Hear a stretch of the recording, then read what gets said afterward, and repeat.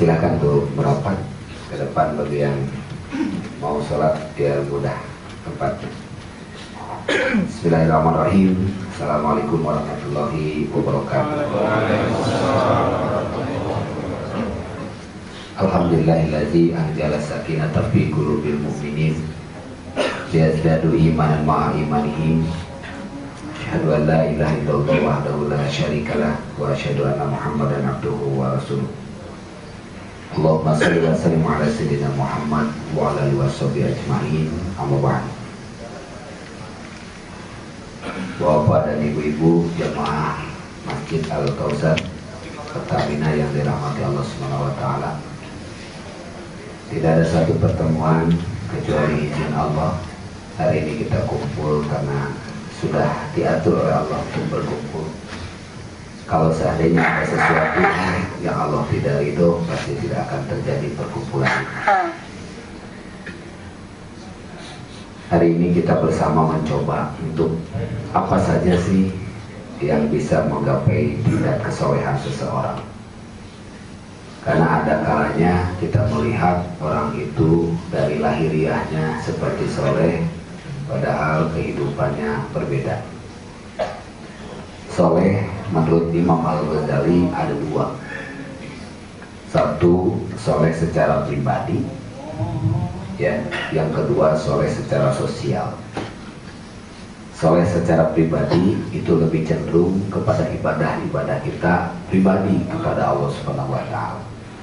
Sedangkan soleh secara sosial itu lebih cenderung hubungan antara kita dengan sesama. Dilihat dari kata perkataannya, Imam Al-Ghazali menyimpulkan bahwa tingkat kesolehan paling ringan, ya, yaitu seseorang diantaranya yang sudah mampu melaksanakan tugasnya dari Allah, menjalankan perintahnya menuju masjid. Ternyata ada satu pertanyaan, jalan kemanakah yang paling berat dan sangat jauh? Jawabannya, jalan yang paling berat dan sangat jauh adalah jalan menuju ke masjid.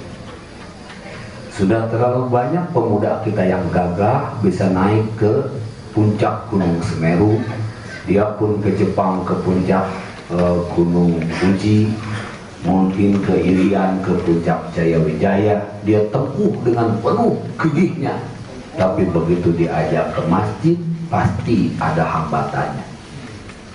Jalan yang paling jauh itu adalah menuju ke masjid. Banyak saudara-saudara kita yang menempuh ilmu S1, S2, S3 sampai ke luar negeri, sampai dia mengorbankan waktunya dan keluarganya hanya untuk menggelar atau mencapai titel tertentu.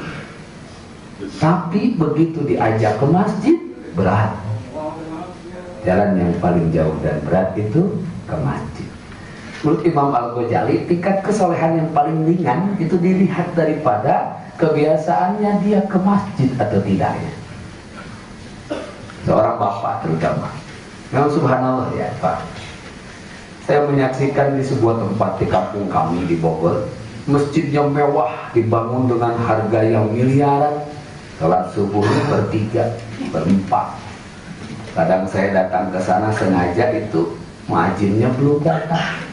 Saya ajak, alhamdulillah. Setelah itu, Pak Ustaz, silahkan Pak Ustaz, kata imam. Alhamdulillah. Jadi artinya banyak hal yang dibangun dalam kehidupan ini. Ternyata kalau kita mau mencapai satu derajat kesolehan yang paling ringan, itu mau tidak melangkahkan kaki kita menuju ke masjid. Ayam bahasa Sunda ayam. Ayam yang hidup boleh nggak ke masjid Pak? Ayam yang masih hidup boleh nggak lari-lari di masjid? Duduk di masjid boleh itu ayam? Nggak boleh. Kenapa? Karena ayam itu bisa buang hajat di masjid. Tapi kalau ayam mati boleh nggak dibawa ke masjid? Boleh. Karena bapak-bapak kalau makan nasi dus itu nasi bok isinya ayam mati. Ayam boleh. Banyak manusia itu mirip-mirip. Kalau dia ke masjid hanya numpang buang hajat. Coba bapak-bapak dengan ibu ke Bandung naik jalan tol, anaknya nangis, mama mules mah, tunggu belum ada masjid. Yang dicari rest area tujuannya masjid, masjidnya toiletnya, belum waktunya sholat, balik lagi. Memang alasannya memang hanya untuk ke toilet masjid. Kenapa? Toilet masjid itu paling gratis di antara toilet yang ada di rest area. Banyak orang itu dia ke masjid hanya untuk buang hajat, tetapi ketika dia meninggal dunia ingin disolatkan di masjid. Ini tidak adil. Ke masjidnya jarang, tapi meninggal ingin disolatkan di masjid. Subhanallah.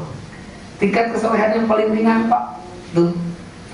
Saya kadang mengevaluasi subuh itu kalau bangunin anak saya tuh, ayo temenin bapak kemana? Ke masjid. Ya udah, kalau disebut temenin dia mau. Tapi kalau ke masjid yuk, ya udah bapak duluan gitu. Tapi kalau temenin, berarti bapak saya ketakutan gitu, itu aja judulnya. Sekarang pakai strategi caranya itu. Ini bapaknya ketakutan gitu, minta ditemenin. Alhamdulillah tuh berhasil. Sekarang mah dia yang bangunin, Pak sudah waktunya nih mau ke masjid, mau ditemenin nggak? Itu. Jadi ternyata ada ilmunya. Kalau ayo ke masjid, ayo bapak duluan deh gitu. Tapi kalau temenin tuh berarti bapaknya takut. Nah kalau bapaknya takut, insya Allah nanti ditemenin.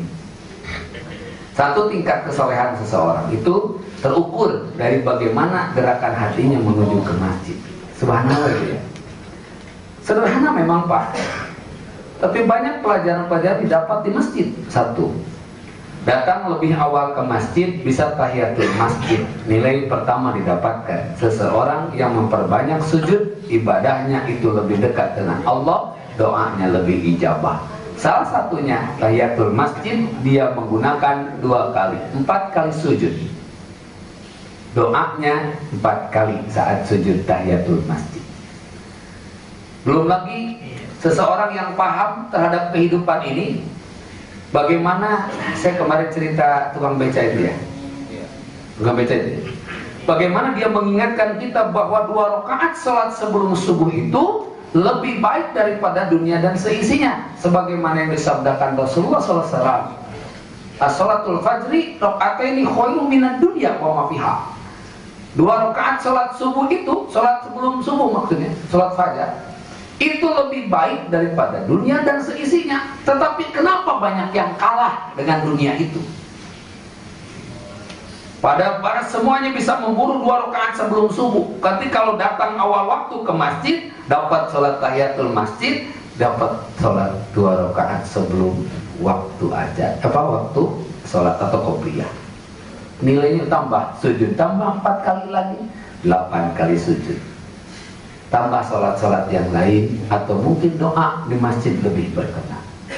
Banyak sih itu juga yang itikaf di masjid. Tapi saya tanya, itikaf itu 2 alasannya.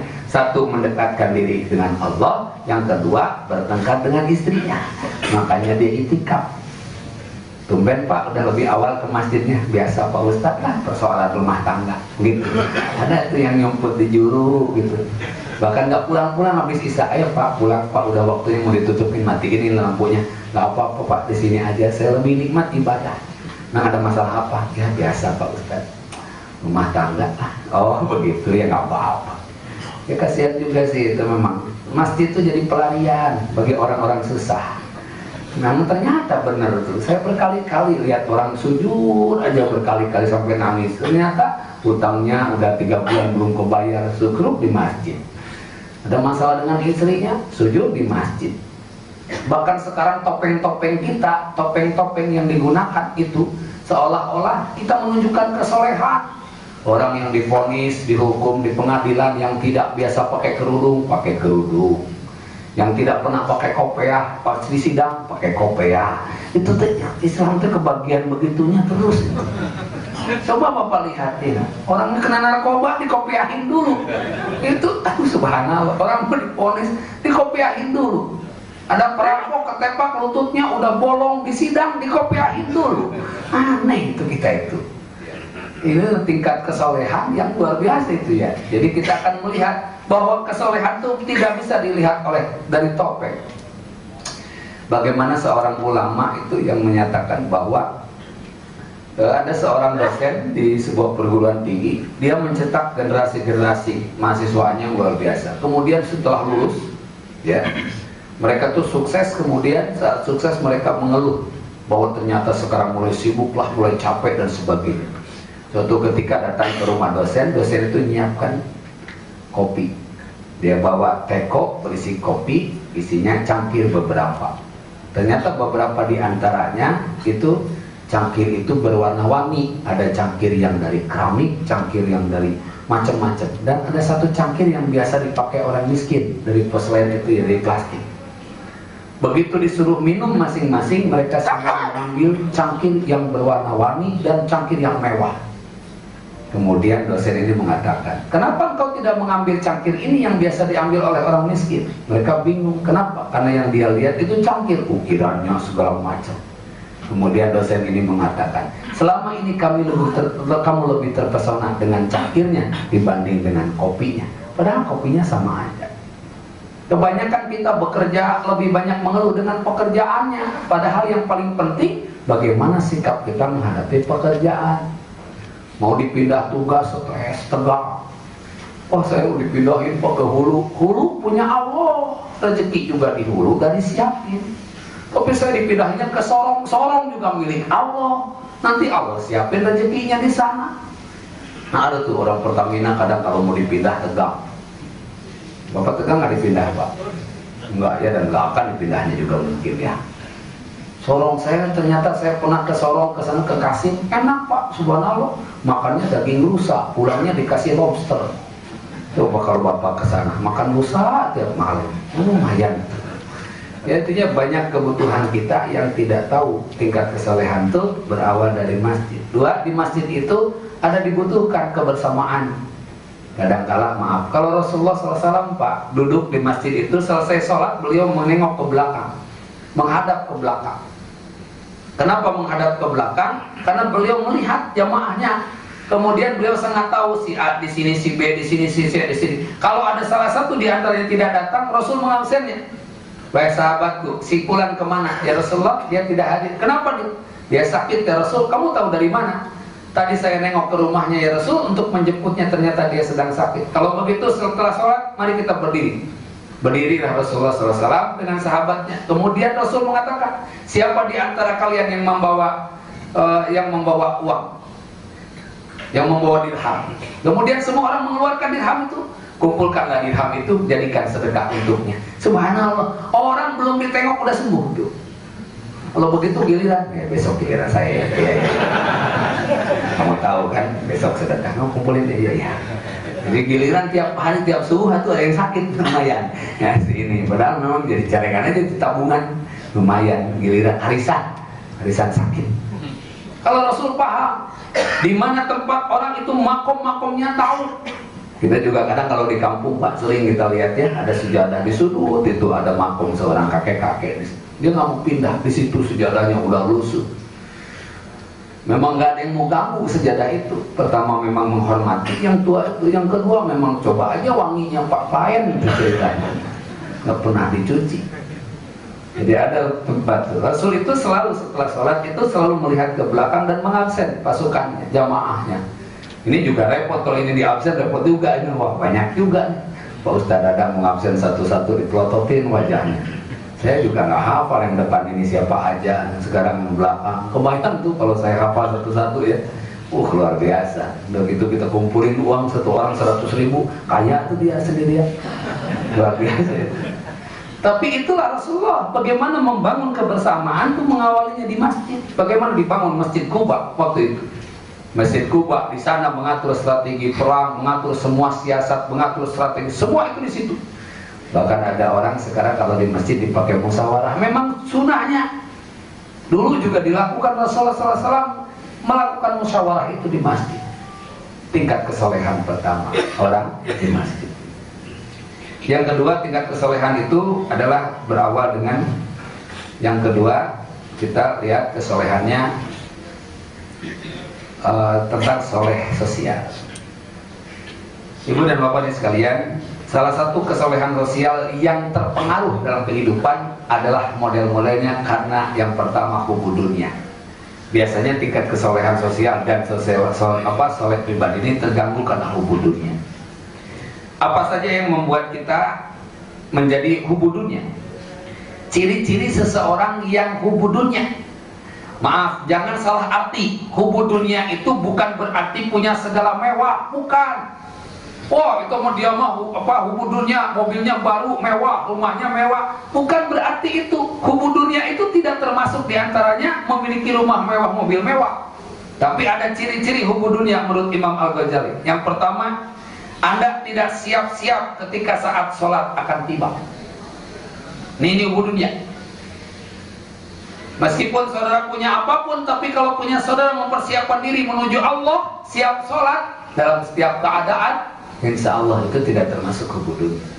Makanya saya anjurkan harus banyak duit, cari uang yang banyak, mobil boleh mewah, rumah boleh mewah, tapi ketika menjelang azan siap-siap tuh. Nih sebentar lagi akan azan. Saya di kantor sekarang nggak ada istilah, pokoknya mah semua waktu sholat harus tutup, harus sholat, wajib itu. Ya mustahna sholat. Alhamdulillah, kan kita juga gitu di rumah ya Pak ya. Kadang kita gelar sejadah, kita lupa sejadahnya yang mana. Kadang kebalik, tempat sujudnya yang mana dibalik. Kadang nggak ada tandanya sejadah kita. Anak kita suruh qomat, bingung. Karena bapaknya tumben, oh main bapak ada di rumah gitu. Maksudnya jadi imam. Selama ini di rumah sendirian aja di kamar. Pas keluar anaknya udah sholat, ditanya, udah sholat belum? Belum Pak. Ayo sholat? Belum ah. Gitu. Nah, salah kita ya. Yang kedua, Anda melalui hari ini tanpa sedikit pun membuka lembaran Al-Quran lantaran Anda terlalu sibuk. Ini ciri hubbu dunia. Tidak sedikit pun membaca Al-Quran. Tapi Pak, saya tadi udah baca bismillah pas sama Fatihah. Ya itu lain ceritanya. Membuka lembaran Al-Quran. Makanya kalau bisa one day one juz. Satu hari satu juz. Ya, kita punya grup sekarang, grup Odoj namanya, yang digagas oleh Ustadz Yusuf Mansur. Kita bikin grupnya di BBM. Di BBM itu grupnya ada 29 orang, dan itu sehari satu orang satu juz. Saya hari ini kebagian juz 22, 23 hari ini, kemarin 22. Diingetin grup Pak, misalnya juz 1 Pak Anu, juz 2 Pak Anu, juz 3 Pak Anu. Nanti yang sudah selesai laporan. Anak kelas juz 1, anak kelas juz 2. Terus satu hari selesai semua. Kadang-kadang saya nggak jawab karena belum selesai. Ya kepanjangan juznya itu. Ya lumayan juga itu juz 23. Ya, jadi artinya pas bagian juz 29, juz 30 saya selalu tuh paling depan. Nah, juz 29 Ustaz Dadang, udah baru ngomongin sejam kemudian saya bilang kholas gitu. Nah, padahal belum dibaca juga kadang-kadang gitu ya. Artinya apa? Bohong-bohongan gitu ya. Tapi saudara punya paham kalau seandainya bikin grup yang sama seperti itu saling mengingatkan, subhanallah. Jangan sehari satu juz, seminggu aja. Minggu ini Pak ini satu juz ini, minggu ini Pak ini juz ini. Nanti setiap Senin laporan. Anak holas juz 1, anak holas juz 2. Lumayan, subhanallah, ada mengingatkan. Kan selama ini kita itu kalau ibadah harus dimotivasi. Dan malu juga nanti dipampang sama temennya di BBM tuh. Pak Anu belum laporan, berarti belum beres. Ya, makanya kalau pas saudara dapat juz 30 itu pasti bangga itu, hidungnya pasti gitu. Karena saking bahagianya juz 30 aman. Yang paling repot kan juz 1, juz 2 biasanya, yang jarang dibaca. Kan kalau surat Yasin itu ya, itu paling cepat dibaca oleh bapak-bapak. Coba aja, Yasin itu pegang Quran, belum dibuka aja udah bunyi. Yasin wal Qur'anil Hakim innaka, belum ada itu udah dibaca itu. Yasin itu. Coba aja. Bapak sekarang ada riungan kumpulan baca Yasin bareng-bareng, belum Qur'annya belum dibuka udah dibaca Yasinnya. Tapi suruh baca surat Al-Anfal. Silakan buka surat Al-Anfal ayat 1 sampai 10. Itu dibuka dulu, cari dulu. Kenapa? Itu tuh nyari dulu. Tapi kalau Yasin, Tabarok, lain insya Allah lah. Al-Waqi'ah itu yang muda-muda itu cepat pasti itu. Al-Waqi'ah belum dibuka, Ar-Rahman belum dibuka itu Qur'annya. Ar-Rahman, Allamal Qur'an, sambil Allamal Qur'an bolak-balik. Karena belum ada itu judulnya. Itu. Makanya ciri hubbu dunia itu yang kedua, bagaimana membangun kebiasaan dibuka coba supaya kita tidak jauh dari kehidupan Allah, maka buka Quran. Minimal hari ini. Ya kalau tidak satu juz sehari, ya satu surat yang pendek. Kalau tidak satu ayat lah. Kalau satu huruf. Tiap hari bah, teman-temannya tak. Udah perlu sak. Bagus tuh. Ini kadang-kadang maaf ya. Kadang-kadang saking sibuknya kita dalam harian itu tidak pernah terbuka itu Quran. Ada yang harian, lebih parah lagi mingguan, 1 minggu sekali itu malam Jumat aja. Itu pun bukan baca, dengerin di headphone. Baca Yasin dengerin sampai tiduran. Itulah mulusnya. Yang baca. Makanya ada istilah, Pak katanya kalau sholat imamnya kaset boleh enggak? Imamnya kaset. Boleh nggak Pak sholat imamnya kaset? Boleh, asal makmumnya juga kaset ya. Masa imam kaset? Kita mah ada imam TV, Allahu Akbar. Begitu ruku, Allahu Akbar. Terus sujud, Allahu Akbar. Nggak TV. Nggak ada tuh hubungannya tuh. Makanya kalau malam takbiran, coba boleh malam takbiran. Itu paling indah itu suaranya. Kalau menjelang malam itu makin merdu suaranya. Allah takbir, makin merdu. Begitu dilihat ke masjid, semua itu kaset aja yang jalan. Makanya nanti kalau di surga itu insya Allah kaset yang kumpul itu. Coba malam takbir di Bapak di masjid-masjid malam takbir semangat. Kalau maghrib itu pas ranginan datang, itu ya, yang kue kopi datang itu sampai setengah 11 lah itu, insya Allah aman. Setelah 11 ke sana itu sampai menjelang subuh itu bunyinya makin merdu dan konstan, tidak berhenti itu. Ya kan sekarang mah sudah ada yang bolak-balik itu CD itu ya. Allahu Akbar, suaranya enak gitu. Pada lihat yang enak pada teler. Nah alasannya persiapan buat sholat Id gitu. Nah itu tuh kehidupan. Makanya yang kedua itu. Yang ketiga, Anda sangat perhatian dengan omongan orang lain tentang diri Anda. Terlalu memperhatikan pembicaraan, baik itu kejelekan atau kebaikan. Begitu dikatakan kebaikan, dipuji, kita mulai terpengaruh dengan pujian itu. Kemudian mulai rasa sombong. Nah dari situlah, itu ciri-ciri hubungannya. Ketika dipuji sama orang, maka kata Nabi, la yadkhulul jannah man qala fi qalbihi misqala dzarratin minal kibr. Tidak akan masuk surga orang yang dalam hatinya sedikit saja ada kesombongan. Yang ketiga, Anda selalu berpikir setiap waktu bagaimana caranya agar harta Anda semakin bertambah, bukan sedekah semakin meningkat. Kadang kita mah pelit sebelum kaya. Belum apa yang dipikirkan harta, baru ditanya, kamu dapat bonus nanti? Iya, gimana tuh? Zakatnya berapa persen? Biasanya 20. Wih, kegedean itu, 2,5 aja.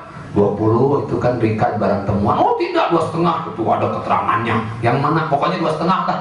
Yang duitnya mana? Belum ada. Belum ada duitnya, pelitnya udah duluan. Bagi zakat aja pusing. Saudara kalau dapat bonus dari kantor tuh dadakan 20% tuh zakatnya. Kalau saudara potong hanya 2,5%, oke, diterima oleh Allah. Tapi sisanya nanti anak masuk rumah sakit, ya nggak? Motor nabrak beca, motornya nggak apa-apa, becanya ringsek, urusannya kan itu nambah. Belum lagi tukang becanya kejepit, nambah masalahnya. Udah tukang becanya kejepit, bawa sayurannya rusak, gantiannya banyak itu. Jadi bukan masalah uangnya, yang dipikirkan uang kita bertambah atau tidak. Harusnya bagaimana sedekah kita meningkat atau tidak. Datang ke masjid ini udah siapin ya. Kadang-kadang kita mah mau sedekah tuh lihat temennya, kalau temennya sedekah dia enggak, wah malu nih, wah kalau gua nggak masuk malu, kalau berhenti wah kalau dorong aja malu. Nah itu kalau yang begitu jangan dimasukin tuh duitnya. Kalau ada perasaan tuh, waduh teman saya masukin, gua gimana? Nah pura-pura nggak masukin tuh terpaksa itu, karena malu takut temennya nanya, oh nggak sedekah lu hari ini? Oh udah di luar, oh lu kenceng juga, gaya, saudara mah nggak ada aja. Anda marah ketika orang yang memberikan nasihat bahwa perbuatan yang Anda lakukan adalah haram. Misalnya seorang memberi nasihat kepada kita, padahal perbuatan kita memang salah. Makanya saya ingatkan waktu itu apa? Kalau saudara jadi atasan, jangan lupa bawahan. Karena kemana-mana pakai atasan, tidak pakai bawahan, pasti masalah. Ini kadang atasan diingetin bawahan, aneh, nggak terima. Jangan merasa mulia dengan atasan. Saya lihat itu di penampilannya di Oman. Ada penampilan musabaqah hifzil Quran, hafiz Quran dari Indonesia mengirim 5 orang. 3 diantaranya sersan, 1 diantaranya kopral, 1 lagi tamtama prajurit 2. Dan prajurit 2 ini pangkat yang paling rendah, dia hafal 30 juz, dites oleh ulama Mekah dan ulama Madinah. Subhanallah, dia berdiri di podium dengan terhormat, disaksikan oleh dunia, dites oleh imam Mekah, imam Madinah. Jenderalnya belum tentu itu hafal 30 juz. Kita pangkat jabatan kedudukan boleh tinggi, tapi jangan bangga dengan pangkat jabatan kedudukan, bisa jadi di hadapan Allah nggak ada apa-apanya. Kita jangan merendahkan pembantu, karena bilang bisa jadi pembantu itu lebih mulia dari kita, doanya lebih ijabah, ibadahnya lebih baik. Saya punya si bibi di rumah, saya kadang jam 2 mau ke masjid tuh, udah kotak-kotak, berangkat masjidnya jam 3, gua sebuka, tahu wah gawat nih, maling bukan, curiga juga. Udah pegang-pegang sapu, nongol si bibi.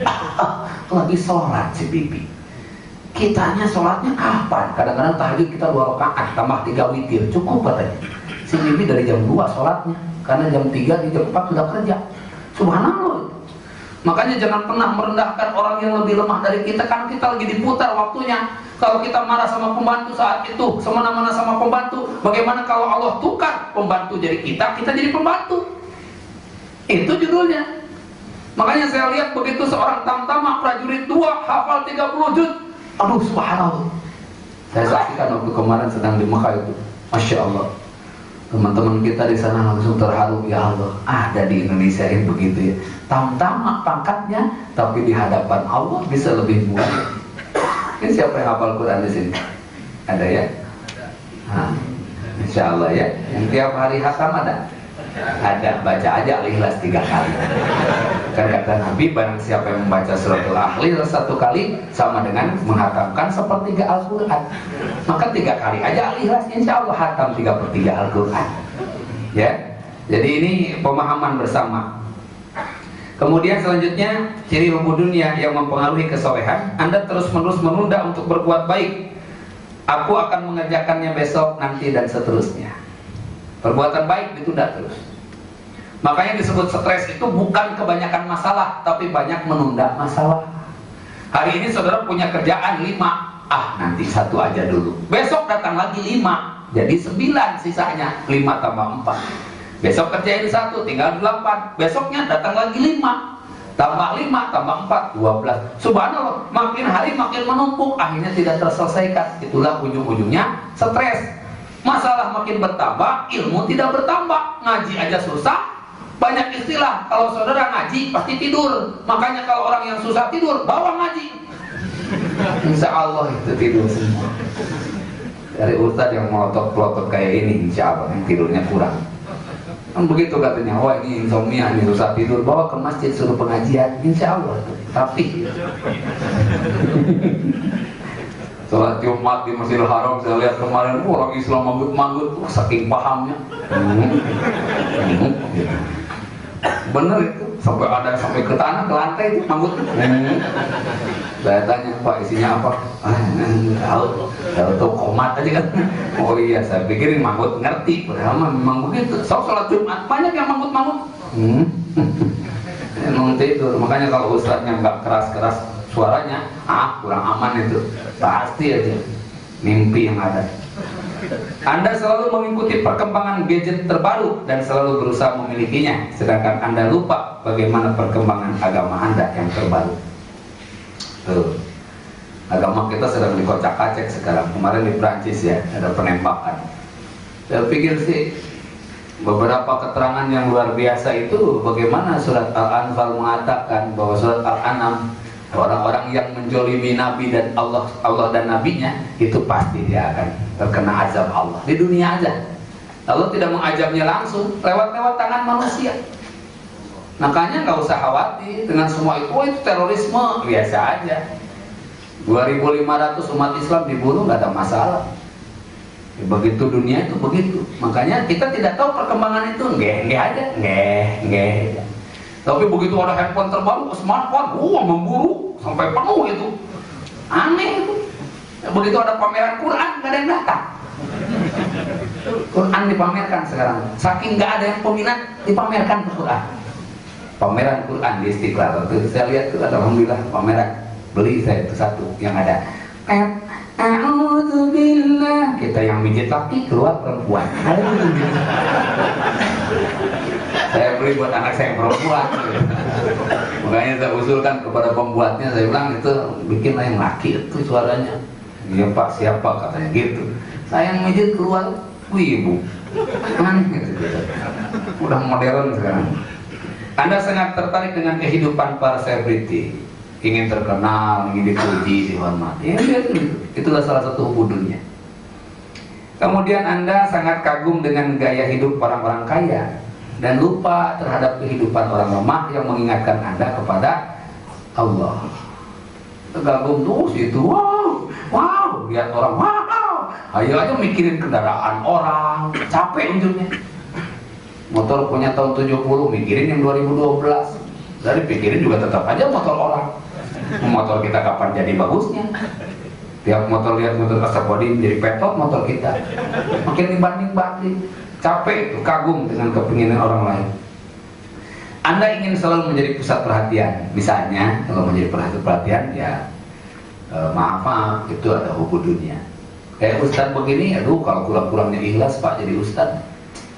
Repot, hanya ingin dihormati, capek. Saya pernah ceramah di Cicurug. Ternyata yang hadir anak-anak TK sekecamatan. 3.000 orang anak TK. Bagaimana saya jadi perhatian, bawa kokek, bawa balon, kokek. Saya pikir 3.000 orang jamaah, bapak-bapak, ibu-ibu, ini anak TK. Bagaimana saya merhatiin mereka? Ya artinya memang kalau cari-cari keperhatian, capek Pak. Semakin ingin dihormati, dipuji, pasti capek hidup ini. Ketika kita siap dihormati, tidak siap dihina, begitu kita dihina, pasti kita kecewa. Makanya apapun keadaannya, saya pernah ceramah sini 2 kali, udah datang. Apa Ustadz? Ini ada keputusan tanggal 20 ini untuk Pak Jokowi, kelihatannya kita harus siap-siap. Jemaah juga karena dipulangkan. Ustaz nggak apa-apa pulang lagi, nggak apa-apa pulang lagi aja. Tapi pinter itu DKM-nya diajak makan dulu, saya dengar dihibur. Ya Ustaz kita makan dulu Pak Ustaz. Ada apa aneh? Nggak biasa aja tuh. Ternyata ada keputusan. Ya alhamdulillah. Jadi singkat saya pulangnya cepat. Makanya sering-sering aja pelantikan di sini ya. Pas jadwal saya. Nah 2 kali itu. Pinter DKM-nya luar biasa. Lo tetap. Sampai ke sini kita ajak makan, saya bilang ada apa Pak? Makan dulu Pak Ustadz, mari. Alhamdulillah, jadi tahu kantin saya, habis makan, maaf Pak Ustadz, kelihatannya karyawan dipulangkan pada juhud. Terus saya gimana Pak? Ya Pak Ustadz mimpin sholat, terus pulang lagi nggak apa-apa. Alhamdulillah, berkah itu daripada suruh pulang sebelum makan kan. Makasih DKM, luar biasa. Anda selalu merasa haus akan kekuasaan dan kedikdayaan dalam hidup, dan perasaan itu tidak dapat dibendung. Ada kebutuhan tertentu, ya. Indonesia sedang menghadapi polemik. Kita berdoa saja. Tidak boleh kita menghujat si A, si B. Tidak boleh kita, misalnya ada si A sudah ditentukan begini, kemudian dihujat oleh kita, nggak bisa. Kita berdoa saja kepada Allah. Allah yang memilih yang terbaik. Insya Allah. Negeri ini kan milik kita. Kita boleh dong, setidaknya kalau kita tidak mampu berbuat, kita tidak punya kuasa, doa aja. Ya Allah, berikan pemimpin yang terbaik, yang cinta kepada Engkau dan dicintai oleh Engkau. Itu aja. Ini kadang-kadang susah. Pemimpin kita yang mana tuh? Pimpin kita aja diri sendiri. Oh, pemimpin kita tidak pernah sholat, kita aja yang sholat, aman. Itu nanti juga dia meninggal minta disolatin sama kita. Ya makanya kita hubungan manusia dengan manusia. Ya, jangan pernah sombong dengan tetangga. Nanti kalau kita meninggal nggak ada yang nyolatin, repot. Sombong dengan tetangga nggak ada yang nyolatin. Nanti masa kita mandi sendiri, bungkus sendiri, nggak lucu. Kalau kita udah mampu gitu nggak paham. Kita sombong, wah nggak mau kenal dengan tetangga, meninggal pasti tetangga yang diteriakin. Coba aja. Coba Bapak sekarang sombong dengan tetangga, nggak akur, punya kakak pemadam kebakaran. Padahal pimpinannya, begitu rumah kita kebakaran, siapa yang nyiram duluan? Tetangga, nggak mungkin. Tunggu, kakak saya pemadam kebakaran. Kosong rumah kita. Jangan jahil begitu tetangga ini. Makanya kata Nabi, man kana yu'minu billahi wal yawmil akhir falyukrim jarah. Barang siapa yang mengaku dirinya beriman kepada Allah dan hari akhir, maka muliakan tetangganya. Ini hubungan. Kalau dengan tetangga sudah akur, repot. Memang gara-gara pinjaman Pak, dengan tetangga itu masalah. So, ibu-ibu sekarang masalah dengan tetangganya gara-gara pinjaman. Si ibu pinjam ulekan, Kata tetangganya, sampai kapan Bu? Nanti siang dibalikin. Siang nggak datang, sore nggak balik, besoknya nggak datang, seminggu nggak balik. Anaknya dipanggil, pokoknya kamu jangan gaul dengan dia. Kenapa? Ulekan mama nggak balik. Ulekan. Gara-gara ulekan masalahnya. Tapi coba kalau ibu pinjam ulekan, ya, kapan dibalikinnya? Nanti sore. Siang ibu udah datang. Bawa ulekan itu udah bersih, sebelahnya bawa sambal kacang. Apa yang dikatakan oleh yang punya? Kapan pinjam lagi? Ya, itu udah jelas. Ini aturan hidup bersama. Namanya juga hubungan kesalehan tingkat sesama. Makanya tingkatkan. Anda merasa tertekan manakala Anda gagal meraih sesuatu. Kenapa? Nah, ini tingkat kubu dunia. Karena ada satu keinginan, pengharapan, kemudian gagal, kemudian merasa tertekan, malu, minder. Nah, itu tuh kubu dunia. Saya dulu cita-cita jadi polisi, daftar ke Komdak, diukur kurang setengah senti. Waktu itu sakit hati. Pulang ke Sukabumi, daftar jadi santri, keluar jadi kiai. Alhamdulillah, ceramah di kantor polisi. Dulu rada malu sama tetangga, sekarang mah alhamdulillah tetangga cium tangan. Kayak Haji Anom gitu. Dulu mas saya di mal, oh malu atau Pak, udah latihan, udah dicepak, udah segala macam, nggak lulus. Coba sekarang menjadi ustadz, dicepak aja, obsesinya masih polisi. Alhamdulillah. Berkah sekarang Mabes Polri ceramah di sana, alhamdulillah. Ditilang juga di jalan, alhamdulillah. Pak Ustadz ya aman. Ya, saya dulu calon polisi nggak jadi. Makanya kalau gagal terhadap satu perkara, jangan langsung kaget, langsung tertekan. Berarti saudara hubungannya. Kenapa? Karena Allah sedang mengalihkan perhatian saudara. Kalau gagal di sini, Allah akan meningkatkan di sini. Terus aja begitu. Makanya ketika saudara nanti ada sesuatu waktu misalnya dipindahkan ke sana, jangan berpikir, wah ini ada orang jahil ke saya sehingga saya dipindahin. Tidak, Allah sedang sayang, diberikan kesempatan, ditempatkan di tempat yang lebih baik, itu aja. Kadang-kadang kita salah menyikapi. Anda tidak mampu untuk segera berhenti berbuat yang haram dan selalu menunda bertobat kepada Allah. Nah, ini hubungannya. Nah, teman saya tuh punya, saya dulu maaf ya, saya juga pernah dulu punya anak penasehat tuh. Maksudnya saya menasehatin teman. Jadi itu ada apa namanya, gelael apa? Highlight. Teman saya tuh pengusaha sukses, saya temenin dia tuh. Dulu pakai Jaguar dulu masih ramai Jaguar. Jagger kalau sekarang, dulu Jaguar. Jadi dia tuh subhanallah, kalau saya Mas, gimana Mas? Di masjid Pak Ustadz, masjid mana? Nah itu dekat Highlight itu. Oke, parkir mobil, tapi Pak Ustadz jangan kesini sekarang. Enggak lah, nanti saya mampir, gitu aja. Bener mobilnya ada di masjid. Cari masjidnya tutup, orangnya di mana? Saya tungguin lama, tahu-tahu keluar nih. Keluar dari sana, aneh. Dia parkirnya di masjid. Orangnya di mana? Ada yang model gitu tuh, supaya orang melihat, oh ini orang soleh, parkirnya di masjid, aman.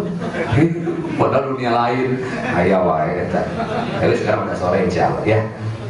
Ini sekarang udah berusaha dengan kita. Anda tidak kuasa berbuat sesuatu yang diridhoi Allah hanya karena perbuatan itu bisa mengecewakan orang lain. Misalnya, ya itu tadi, ada kemungkaran kita tidak mau berbuat. Padahal itu sebetulnya itu yang diminta oleh Allah, tetapi karena takut mengecewakan dan sebagainya kepada orang lain sehingga Anda tidak berbuat apa-apa. Anda sangat perhatian terhadap harta benda yang sangat Anda ingin miliki. Fokus kepada sesuatu benda duniawi sehingga kita lupa terhadap apa yang harus diperintahkan oleh Allah, memelihara harta itu untuk menjadi jalan kehidupan. Yang terakhir, Anda merencanakan kehidupan hingga jauh ke depan, padahal Anda lupa bahwa kematian senantiasa menunggu Anda dalam kehidupan ini.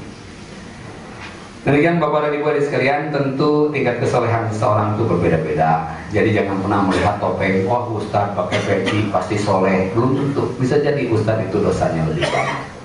Makanya jangan terlalu bangga melihat Ustadznya itu, jangan terlalu bangga. Saya merasa begini karena harus saya memikirkan supaya saya sangat menjaga diri saya sendiri, kan begitu. Jadi Bapak jangan melihat, bisa jadi Ustadz itu suatu waktu saya bisa jadi ceramah pakai dasi. Karena kan saudara, kalau saya melihat bahwa topeng, kalau misalnya pakai jubah, pakai gamis, oh itu orang soleh. Belum tentu. Bisa jadi yang pakai dasi, pakai jas itu. Makanya saya pakai jas sekarang, ya. Ada sedikit berubah. Kemarin ada yang beliin, saya pakai, gitu aja. Bukan dari Bapak, bukan. Tapi orangnya di sini insya Allah, ya. Maksudnya yang akan memberi berikutnya. Demikian Bapak dan Ibu adik sekalian, mohon maaf kalau ada kekurangan. Tentu mudah-mudahan kita berdoa kepada Allah, anak-anak kita, ya salah satunya Robbi habli minas sholihin, jadikan mereka menjadi anak-anak yang soleh. Dan itulah harapan kita terakhir. Kemudian Bapak dan Ibu, saya bikin pesan, saya tidak berhenti pesan ini Jangan tertipu dengan usia muda, karena banyak orang muda meninggal dunia. Dan jangan tertipu dengan badan sehat, karena banyak orang sehat meninggal dunia. Mari persiapkan saat ini, karena kita tidak pernah tahu nanti siang, nanti sore, atau besok bukan milik kita lagi. Kita berbuat yang terbaik hari ini, insya Allah. Allahumma sholli wa sallim ala sayyidina Muhammad wa alihi washabbihi ajmain. Ya Arhamar Rahimin, irhamna ya Rahman, ya Mujib, ya Mujib, ya Mujib. Allahumma inna nas'aluka al-huda wat tuqa wal afafa wal ghina. Ya Allah, berikanlah kepada kami petunjuk, ketaatan, kemaafan, dan kekayaan. Allahumma ighfir lana dzunubana wa li walidayna warhamhuma kama rabbayani shaghira. Ya Allah, berikanlah kemampuan kepada kami berbuat baik kepada orang tua kami, ya Allah. Kasihanilah mereka sebagaimana mereka mengasihani kami sejak kecil, ya Allah. Muliakan kehidupan orang tua kami, ya Allah, dan jadikan akhir hayatnya husnul khatimah. Rabbi habli minas sholihin, jadikan anak-anak kami anak yang soleh dan soleha, ya Allah. Rabbi ij'alni muqimas shalat, dan jadikanlah mereka menjadi bagian untuk mendirikan sholat. Ya Arhamar Rahimin, irhamna Rabbana zalamna anfusana wa illam taghfir lana wa tarhamna lanakunanna minal khasirin. Rabbana atina fid dunya hasanah wa fil akhirati hasanah wa qina adzabannar. Subhana rabbika rabbil izzati amma yasifun. Assalamu alaikum warahmatullahi wabarakatuh. Terima kasih, mohon maaf, alhamdulillah. Assalamualaikum warahmatullahi wabarakatuh.